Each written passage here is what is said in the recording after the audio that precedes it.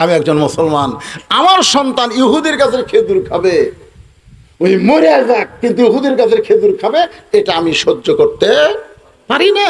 আমার সন্তান আমার সামনে কোকা কোলা খাবে, আমার সন্তান আমার সামনে স্পিরিট খায়, টাইগার খায়, সেভেন আপ খায়। আপনিও কিনা দিচ্ছেন, আপনি জানেন এগুলা সব ইহুদির পণ্য। এগুলা খাওয়া মানে মুসলমানের রক্ত খাওয়া, মুসলমানের কি খাওয়া? এই ইসরায়েলি পণ্য নেওয়া মানে মুসলমানকে গুলি করা। ওরা পানি বিক্রি করে যেই টাকা পায়, সমস্ত টাকা মুসলমানকে গুলি করার জন্য ব্যবহার করতেছে। কথা ঠিক কি? আপনার সামনে আপনার ছেলে কোকা কোলা খাচ্ছে, আপনি কারি লিভার পারছেন? এই শয়তান, এটা খাওয়া চলবি না বলছেন? যে দোকানে চলতেছে, দোকানে কইছেন এই এটা ইসরায়েলি পণ্য, এটা কিনাও চলবে না, বেচাও চলবে না, এটা বেচাও হারাম, খাওয়া হারাম। মান তাশাব্বা বিকওমিন ফাহুয়া মিনহুম। যে যাকে মহব্বত করবে, যে যাকে সহযোগিতা করবে, তার সঙ্গে আল্লাহ তার হাসর নাসর করবে। একটা হলো জান্নাতের জন্যে, আর একটা হলো দুনিয়ার জন্যে। প্রকৃত বাবা হলো তারাই যারা সন্তানকে জান্নাতের জন্য ভালোবাসে, সন্তানকে জান্নাতের মধ্যে ঢুকাতে চায়, জান্নাতি করতে চায়। এই শিক্ষায়, এই আমল দিয়ে যারা সন্তানকে গড়ায়, তারা হলো সন্তানের প্রকৃত বাপ। জোরে কোন কথা ঠিক কিনা? আর নকল বাপ তারা সন্তানের দুনিয়ার সুখ চায়। আমার সন্তানের 10 বিঘা ধানি জমি হলেই, মাথা গোজার মতন একটা ছাদ ঢালাই বাড়ি হলেই, টিনশেড বাড়ি, বড় বড় পাথর পরে ভাঙ্গা দেবে রে, ব্যাংকে খালি 20টা লাখ টাকা থাকলে, আর আমার সন্তানের টেনশন নাই।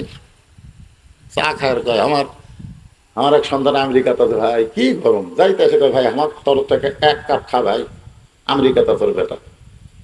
আর একজন মুখ বন্ধ করে আছে, কে ভাই মুখ বন্ধ কে?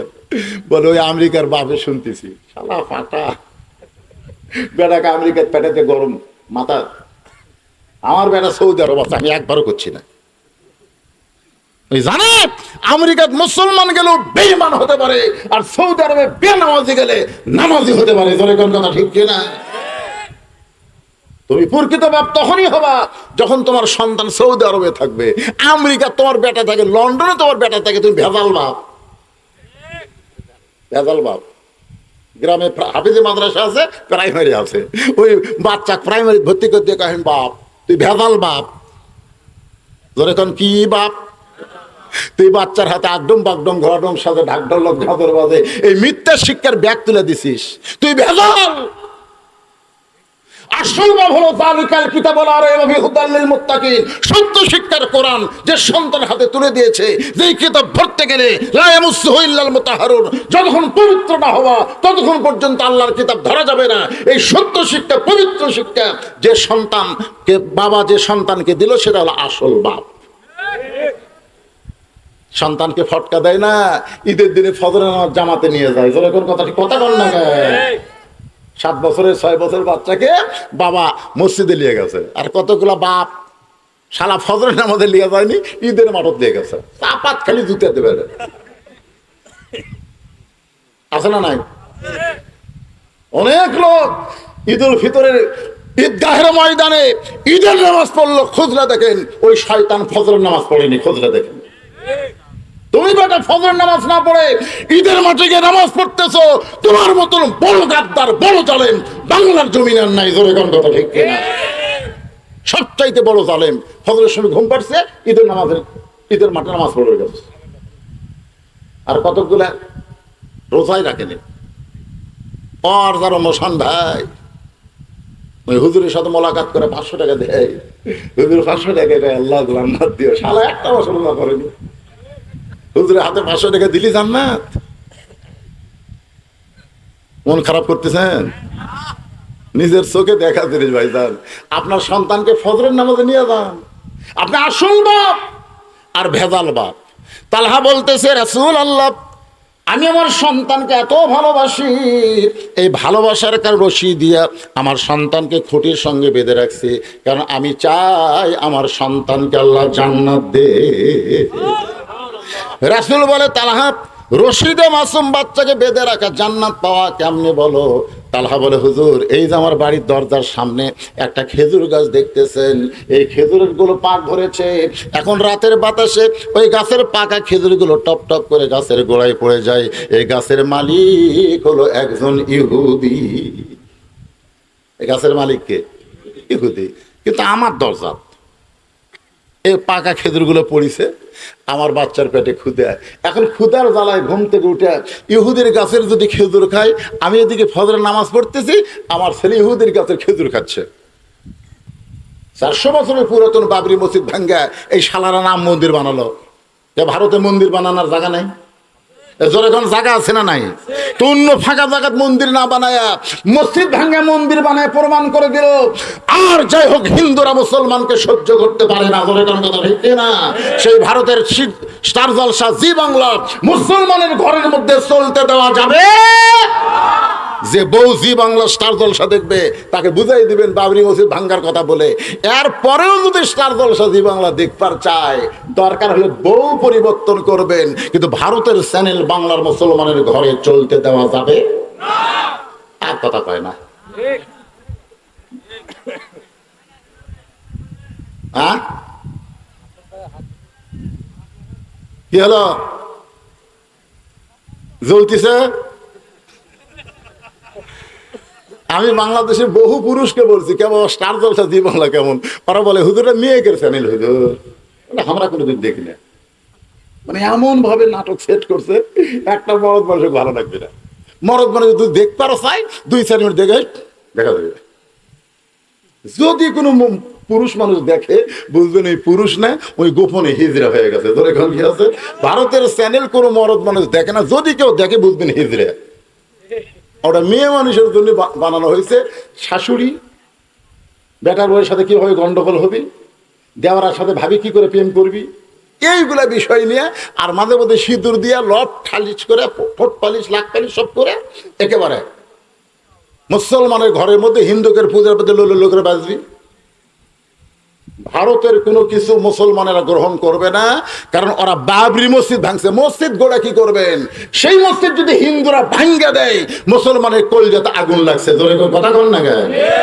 আপনাকে সোহাগ বাড়ির যদি যারা নামাজ পড়ে না, মনে করেন তারা 5 ওয়াক্তই পড়ে না, আপনাদের গ্রামের মসজিদ যদি কেউ ভাঙবার আসে, আপনারা বলেন তো ওই বেনামাজি বসে থাকবে? ওরাই লাঠিলে আগে দেবে। নামাজ নাই না পড়ি হুজুর, কিন্তু মসজিদ আল্লাহর ঘর, আমরা বেঁচে থাকতে মসজিদকেও হাত দিবি জীবন থাকতে। তার মানে বোঝা গেল আমাদের বাংলার ছেলেরা বেনামাজি হলেও মসজিদকে নিজের জীবনের চাইতেও বেশি ভালোবাসে। আর সেই মসজিদ ভাঙ্গা ওরা রাম মন্দির বানাছে। আর সেই ভারতকে আমরা কলিজার মধ্যে রাখবো?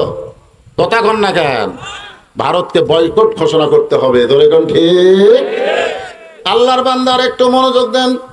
তালহা বলতেছে, রাসূলুল্লাহ আমি সন্তানকে ঘরের মধ্যে রাখা যেতে পারি না, যদি ঘুম থেকে চেতন পায়া ইহুদির গাছের খুরমা খেজুর খাই।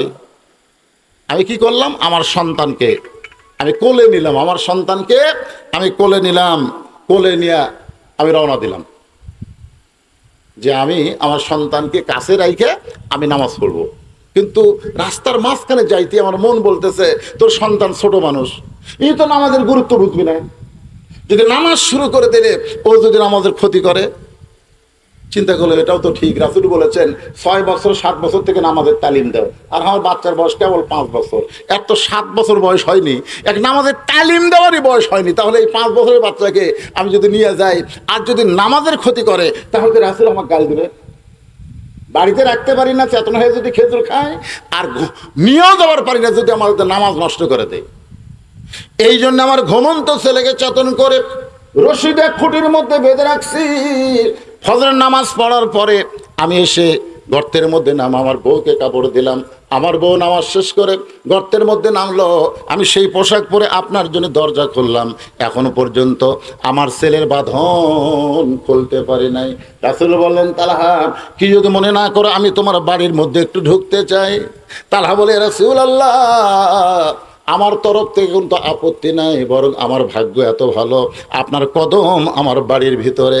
রাসূল বাড়ির মধ্যে গিয়ে তালহার পুত্র সন্তানের দিকে তাকায় ছোট বাচ্চার মতন কান্না শুরু করে দিলেন। সাহেব বলে, ইয়া রাসূলুল্লাহ, এমন করে আপনি কাঁদতেছেন? রাসূল বলে, তালহা রে, রশি দিয়া তোমার বাচ্চাকে খুঁটির সঙ্গে বেঁধে ইহুদির গাছের খেজুর থেকে তোমার সন্তানকে হেফাজত করো নাই, আমি বলতেছি তোমার সন্তান থেকে তুমি জাহান্নাম হেফাজত করেছো। আপনারা এখন বলেন, এত অভাবের ভিতরেও একটা ইহুদির গাছের খুরমা খেজুর যদি মুসলমান না খায়, আস্তাইনু বিসসবরি ওয়াসসালাহ, চাবে কার কাছে? বরকত দেওয়ার মালিককে। বর্তমানে আমরা তো আল্লাহ বাদ দিয়ে অন্য কারো কাছে হাত পাতানো শিখছি, যার কারণে টাকা থাকলেও বরকত নেই। আছে? যেরকম আছে, চাইতে হবে কার মাধ্যমে? ধৈর্য আর নামাজ। মসজিদ কিসের জন্যে? এ ভাই, মসজিদ কিসের জন্যে? কারা কারা ঈশার নামাজ পড়েন নাই, এখানে যারা বসে আছেন, কারা কারা ঈশার নামাজ পড়েন নাই হাত তোলেন। এ কথা আমি বলবো না, হাত তোলেন, এ কথা আমি বলবো না। কিন্তু কারা কারা ফজরের নামাজ পড়বেন না, তারা একটা হাত তোলেন তো, যে হুজুর আপনি যতই ওয়াজ করেন আমরা ফজর নামাজ পড়বো না। এরকম কেউ আছেন? কে রে ভাই, কেউ আছেন যে ফজর নামাজ পড়বেন না? আছেন? আচ্ছা, কারা কারা ফজর পড়বেন দুই হাত তোলা, আল্লাহকে একটু দেখান তো দেখি। লিল্লাহে তাকবীর, হাত নামান। এটা হলো মসজিদ উন্নয়নের সবচাইতে বড় কালেকশন। কি মনে করতেছেন? বস্তা সিমেন্ট তোলা মডেল মসজিদ বানাতেছে মুসল্লি নেই। আমি যে আসর নামাজ পড়বো, গোটা মসজিদ টাইসের মধ্যে ধুলে, লোক দাঁড়িয়ে গোটাল ধুলে। মসজিদকে বললাম, কে রে ভাই ধার দেন না? কি জন্যে? কি জন্যে? আজান দিয়ে আকামত দিয়ে কেউ আসে না, খামাকা ধার দিয়ে কি করবো? আপনি দেখেন আমার জায়গা ঠিক আছে কিনা। আমি টাকা দিকে সামান্য পরিষ্কার, গামছার দুই বাড়ি বাড়ি হুজুর ধুলে উড়ে যায়, এ জায়গার নামাজ পড়ি।